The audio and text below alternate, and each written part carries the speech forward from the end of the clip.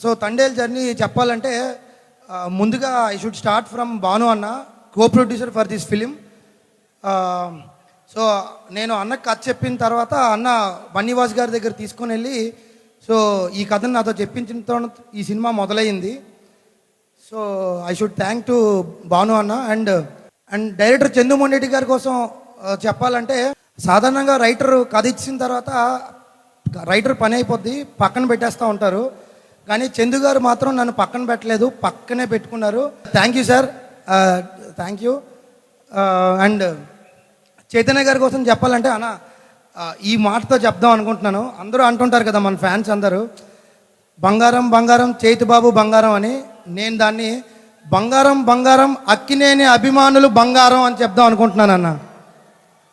So ఎందుకు అంటే from day 1 నుంచి ఈ రోజు వరకు అక్కినేని అభిమానులు సపోర్ట్ కావచ్చు, వాళ్ళ ఎఫర్ట్స్ కావచ్చు, నేను ఎప్పటికీ మర్చిపోలేను. సో నాకు అందరికంటే మీకంటే ఫ్యాన్సే ఎక్కువ అని నేను చెప్దాం అనుకుంటున్నాను. I'm very happy. రిఫర్ చేయడం జరిగింది. సో అప్పుడు ఆ తర్వాత స్టార్ట్ అయింది. మీరు వచ్చినప్పటి నుంచే అసలైన మూమెంట్స్ కానీ యాక్టివిటీస్ కానీ మొదలయ్యాయి. సో మీ ఎంట్రీ అలా ఉంటుందని నేను అనుకోలేదు. థ్యాంక్ యూ సో మచ్ అండి. వాసన్న ఇక్కడ లేరు. వాసన్న పాపం ఎప్పుడు బయట ఆ యాక్టివిటీస్ వాటిల్లో ఉంటూ ఉంటారు.